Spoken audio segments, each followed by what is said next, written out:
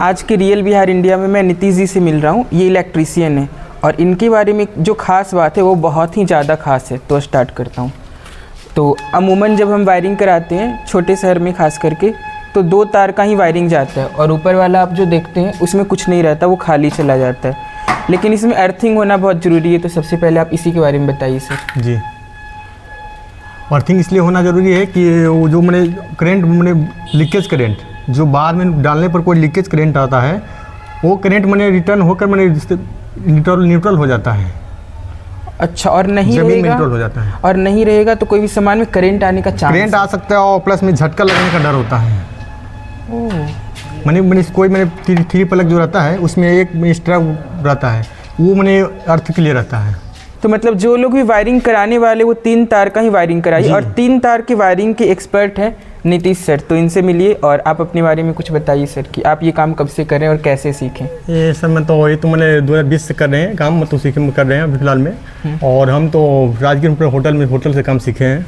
ओह, मतलब राजगीर का जितना भी बड़ा बड़ा होटल है वहाँ इन्होंने काम किया है। तो इनका हाथ काफ़ी फ्रेश है और काफ़ी बड़ा प्रोजेक्ट लेते हैं। आप इनको कांटेक्ट कर सकते हैं। होटल में 5 साल में होटल में 5 साल किए हैं। उससे पहले हम कर रहे थे इधर ही नवादा तरफ किए हैं। अपना कांटेक्ट नंबर दे दीजिए जिनको भी करवाना हो तो। कांटेक्ट नंबर वो लिस्ट में बता देंगे, लिस्ट में ऐसे बोल के बता दीजिए। कांटेक्ट नंबर है 91 026 40 100। ओके, या ये इनका कांटेक्ट नंबर, इनको कांटेक्ट कर सकते हैं। तो आप इसके अलावा और कोई काम जानते हैं? इलेक्ट्रिक प्लम्बर का भी जानते हैं? ओह, मैं प्लम्बर का एक और वीडियो बना दिया था, लेकिन अब इलेक्ट्रीशियन को कवर कर रहा हूँ। और ये प्लम्बिंग का भी काम जानते हैं तो सोने पे सुहागा है। तो प्लम्बिंग के लिए भी आप इनको कॉल कर सकते हैं जी।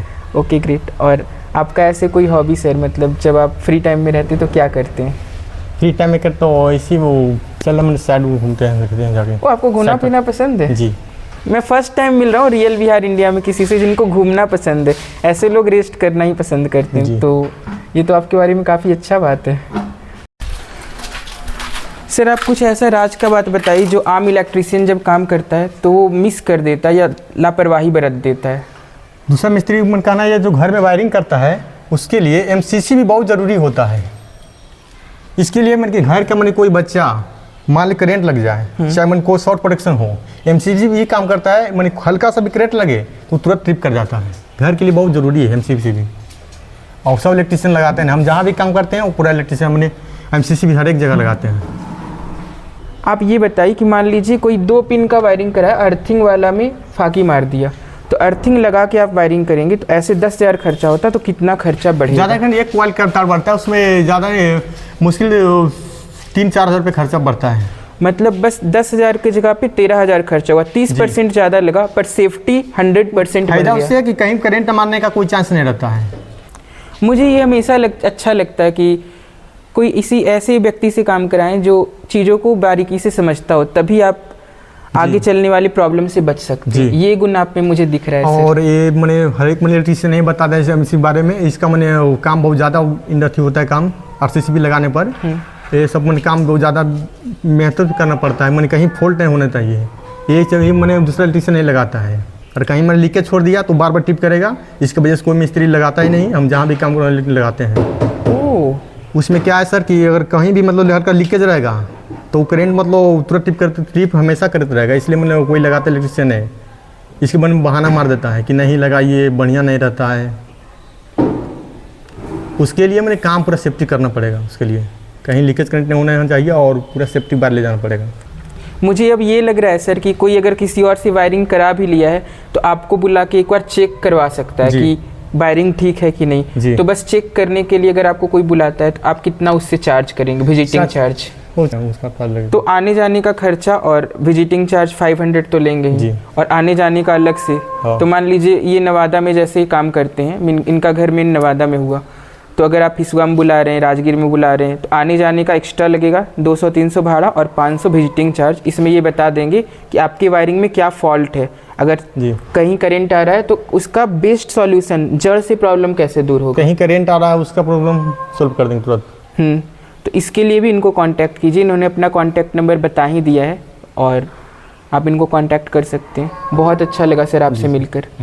और मुझे सबसे ज़्यादा खुशी इस बात का कि अर्थिंग के साथ वायरिंग करते हैं, क्योंकि आपके लिए सेफ्टी फर्स्ट है। इससे मैं बहुत खुश हूँ। Thank you sir. ठीक सर। ओके। और जो लोग यहाँ तक वीडियो में बने हुए हैं उनको मैं एक ख़ास बात भी बताने वाला हूँ, जो इनका एक ख़ास टैलेंट है कि जनरली घर में लोग वायरिंग कराते हैं तो एक फेस से तार आता है, अर्थिंग आता है, और एक ठंडा गर्म होता है, ठंडा गर्म अर्थिंग, 3 तार। लेकिन किसी को इंडस्ट्री लगाना है या फिर बड़ा प्रोजेक्ट है तो उसमें 3 फेज का वायरिंग होता है और एक न्यूट्रल तार आता है, वो भी ट्रांसफार्मर वाला ही आता है।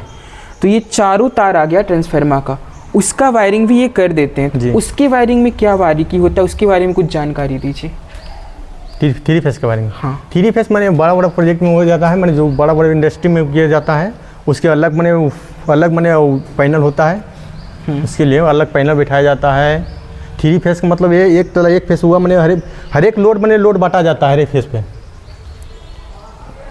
अच्छा, मतलब 3 मशीन होगा तो हर मशीन का लोड हर एक अलग अलग फेज पे जाएगा। जी। उस पर लोड बांट के जब ज़्यादा लोडिंग है इसलिए में 3 फेस काम करते हैं। हर एक मैंने लोड पे हर एक बात नाप पड़ जाता है उसमें। ओके, एक मशीन पे कि कोई एक मशीन है तो उस पर एक ही फेस का तार जाएगा, दूसरी मशीन पे दूसरे फेस का तार लोड के हिसाब से डाला जाता है। तो मैंने 3 फेस का कोई मोटर जैसे चल रहा वो मोटर 3 फेस का है तो उसके लिए 3 फेस देते हैं। मतलब उस मोटर में ही तीनों फेस का तार जुड़ता है? जी। तीनों का? जी। और न्यूट्रल भी? मोटर होता है 3 फेस का मोटर होता है, उसमें 3 फेस देना होता है। ओके, मैं समझ गया सर। मतलब 3 फेस का जब भी वायरिंग होता है तो उससे जो इक्विपमेंट चलता है वो सारा इक्विपमेंट भी 3 फेस का होता है। जी। बड़ी कंपनी में जिसमें मोटर चलता है ना सर, वो 3 फेस का होता है मोटर। 3 फेस तो आप मैंने कोई बिल्डिंग में 3 फेस करा रहे हैं तो एक तरह एक फेस वन पे जितना भी लोड है, एसी चल रहा है एक फेस पे डाल दिए, कोई मैंने पंखा चल रहा है एक फेस पे डाल दिए, पूरा लाइट चल रहा है एक फेस पे डाल दिए, उस तरह का वायरिंग होता है। और जो 3 फेस का मशीन है उसमें तीनों फेस डाल दिए? जी। ओहो, क्या बात है, मैं ये जानकारी जान के तो बहुत खुश हो गया। और तो आम लोग भी करा सकते हैं 3 फेस का वायरिंग अगर उनके घर में लोड ज़्यादा है? जी, लोड ज़्यादा तो 3 फेस वायरिंग हो सकता है। तो वोल्टेज फ्लक्चुएशन उनको सामना नहीं करना पड़ेगा? नहीं। तो कितना महंगा पड़ता होगा? मान लीजिए नॉर्मल फेस का वायरिंग एक ही घर वाला करवाया तो उसका 1 लाख खर्चा आया सारा टोटल मिला के, तो तीनों फेस का करवाएगा तो कितना लाख खर्चा जाएगा? वो 1 तला पहले लगभग 3 फेस का मैंने उसमें वायर लगता है और 6 में वायर लगेगा। ये तो नॉर्मल वायर तो लगेगा नहीं 3 फेस में, सब 6 में वायर लगेगा, 4 में वायर लगेगा और प्लस में 16 में वायर लगेगा, उसमें खर्चा ज़्यादा पड़ता है उसमें जाएगा। तो उसमें अगर 1 लाख लगा तो इसमें कितना लग जाएगा सब कुछ मिला के बोले हम? अगर इसमें अगर 1 लाख लगा तो उसमें लगभग मतलब 3-4 लाख पहुँच जाएगा। मुझे ये इस एपिसोड में सबसे ज़्यादा खुशी इस बात का है कि मैं जिनसे मिल रहा हूँ ये घर का वायरिंग तो करते ही हैं, साथ ही साथ इंडस्ट्री का भी वायरिंग करते हैं। तो अगर आप घर का करा रहे हैं तो आपको एक्स्ट्रा बेनिफिट मिल रहा है, क्योंकि इंडस्ट्रियल एक्सपीरियंस भी आपको वही सेम रेट पे मिल रहा है, पुराने घर वाले रेट पे। जी। ये तो खुशी का बात है। ठीक है, नमस्कार आप लोग को भी, और इतना समय के लिए आपको भी धन्यवाद सर। ओके। हमको अपना घर का जब वायरिंग कराते हैं तो कोई भी इलेक्ट्रीशियन आवे तो उसका RCCB लगाने का ज़रूर बोले, क्योंकि RCCB से मैंने यही आपका होगा कि आपका मैंने घर परिवार में जितना भी बाल बच्चा हो सब सेफ्टी रहेगा, तार प्रोडक्शन जलने का कोई चांस नहीं रहेगा। और RCCB लगाने से यह होता है कि मैंने किसी प्रकार के मैंने करंट लगे या शॉर्ट प्रोडक्शन हुआ तुरंत ट्रिप कर जाएगा MCB। वायरिंग कराते हैं मैंने घर में तो RCCB ज़रूर लगाएँ, और हर एक इलेक्ट्रीशियन को बोलिए RCCB लगाने के लिए।